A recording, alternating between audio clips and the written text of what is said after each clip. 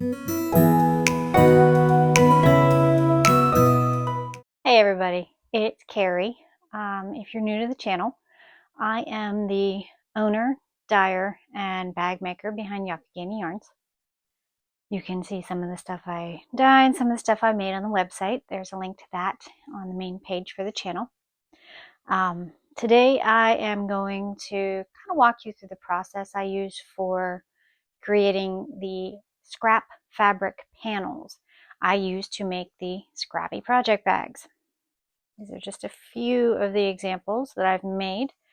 You can see other ones. If you're follow me on social media, you'll have seen these guys posted on there, just as a picture kind of walkthrough.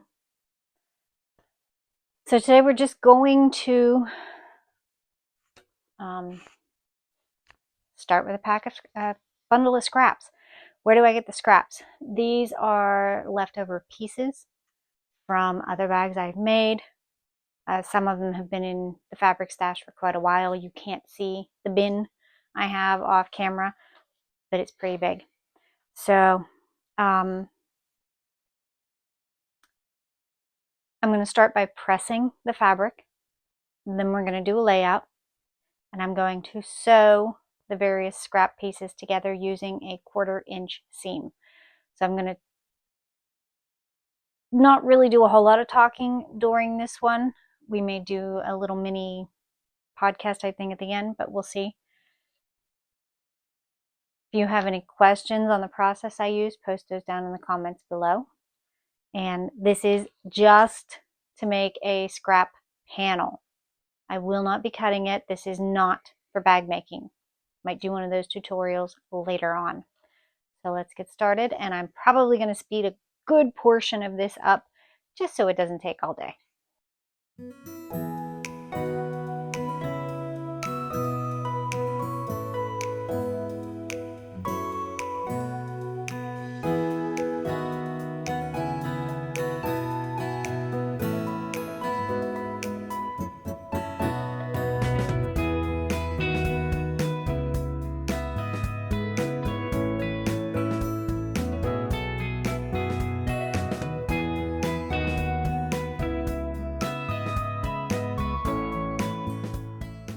So one question you might be wondering is, how do I sort my scraps? Sometimes it's by theme. Sometimes I do it by color. This bundle I happened to sort by color because it's all pinks and blues, very tropical feeling to me. So that was this one. If you're not typically a sewist, yes, that's the actual term for someone who likes to sew. Why do I press the fabric? I press the fabric for one very simple reason. It's easier to sew flat fabric than it is to sew wrinkled.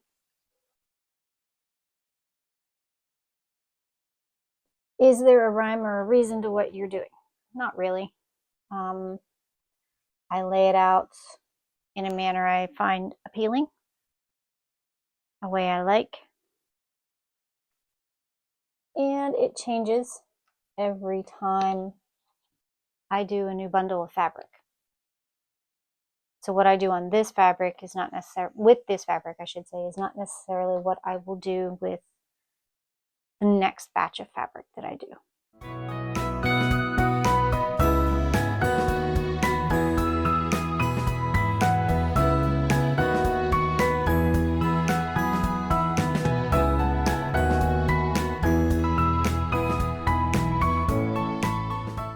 Okay, now I have it laid out pretty much the way I like it. Just checking to make sure that it's fairly balanced. Nothing looks too heavy on one side, too light on the other one. And we're going to go to the sewing machine.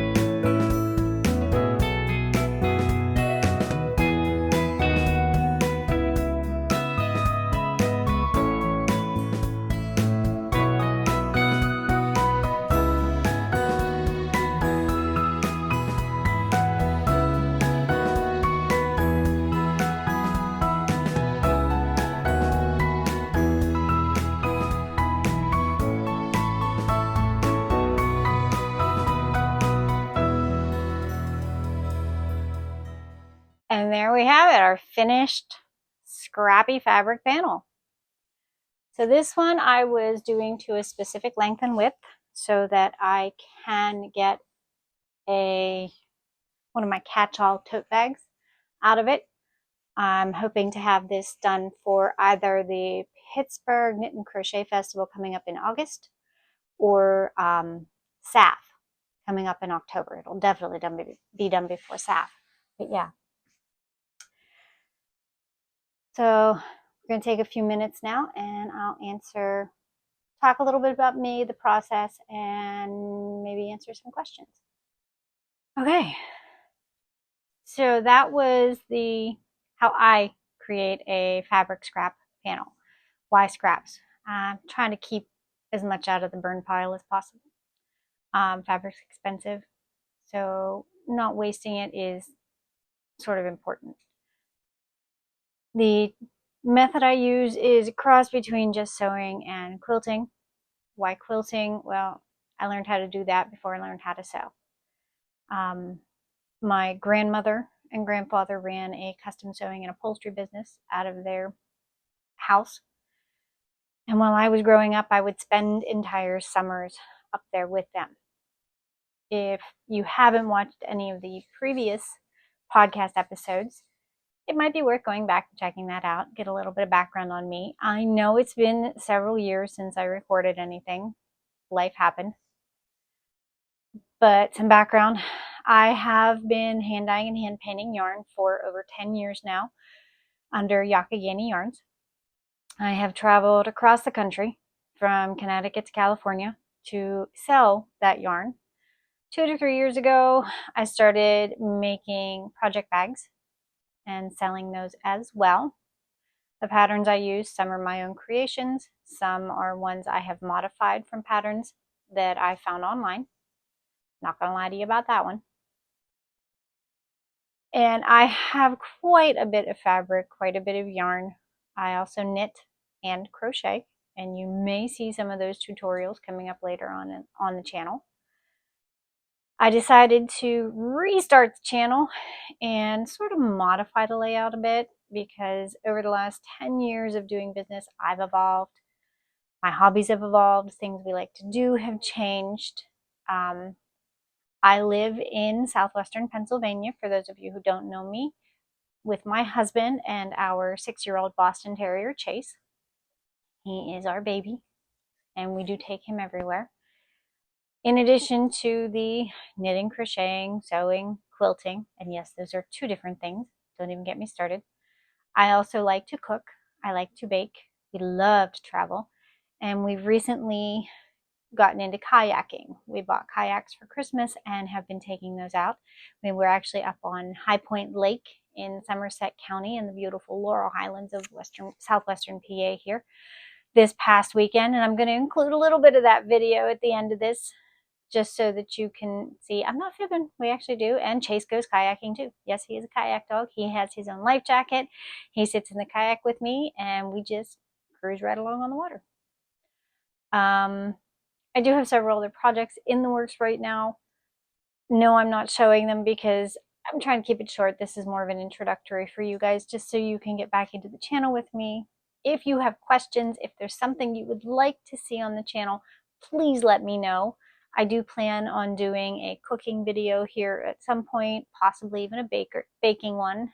I will forewarn you, I am gluten-free, not by choice. It is a medically necessary allergy that I do the gluten-free for, but I try to do recipes that everybody can enjoy. If you don't want to make it gluten-free, you don't have to. I have a newsletter for Youghiogheny yarns.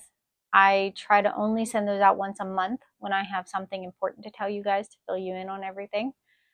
I'm not sure that there will be a consistent timeline for videos, but if you enjoyed me showing you my process for creating the scrap fabric panel, please subscribe. There should be a little button somewhere down below here. And check out the Youghiogheny Yarns store. Like I said, the next festival I have coming up is the Pittsburgh Creative Arts Festival is technically what it's called, but if you search Pittsburgh Knit and Crochet, it will come up because it was that for many years before it changed names. It is held in Green Tree, PA at the Doubletree Hotel. Happens Friday, August 22nd, Saturday, August 23rd, and Sunday, August 24th. I am supposed to be teaching a class on Friday the 22nd called Fix It, Don't Frog It, for all of those knitters out there who may be a little new and kind of not sure on how to fix certain problems or mistakes that they have in their project and end up frogging it, which I know we've all done. It's a process. It happens. After that, yes, I was supposed to be at Wool Gathering, but things have happened and I will not be there. Sorry.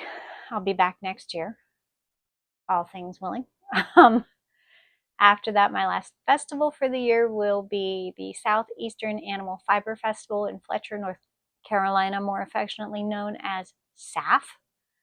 That is a pretty big one. I will actually be in the Davis Arena, the main arena this year. They have multiple buildings with vendors. I was in the other building the last time we were there. Of course, the festival didn't happen last year because of the hurricane that went through. And I know the area is still undergoing some reconstruction, but Western North Carolina is open. So if you don't have plans and you would love to come, I would love to see you. I don't have a booth number, but like I said, I know I will be in the Davis Arena. I have a double booth, so please stop by and see myself and my friend Cindy. She's going to be my booth babe for that one. Cindy and Vicki will both be at Pittsburgh for anybody who's interested. And I'm going to give you one final close-up on the fabric panel that we made today. Like I said, this is eventually going to become a catch-all tote bag. So look for it in that incarnation later on in the store or at the festival.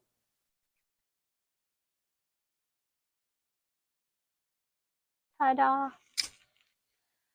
Anyway, thanks for watching, guys. Yes, I got the microphone, so hopefully the vocals will be a little bit better from here on out. I know that was a problem with the mint drying one, and I will catch you when the mint is dry. It's on the counter. I don't know if you saw it there in the background or not, but check that video out too if you're interested, and I will chat with you later. Bye.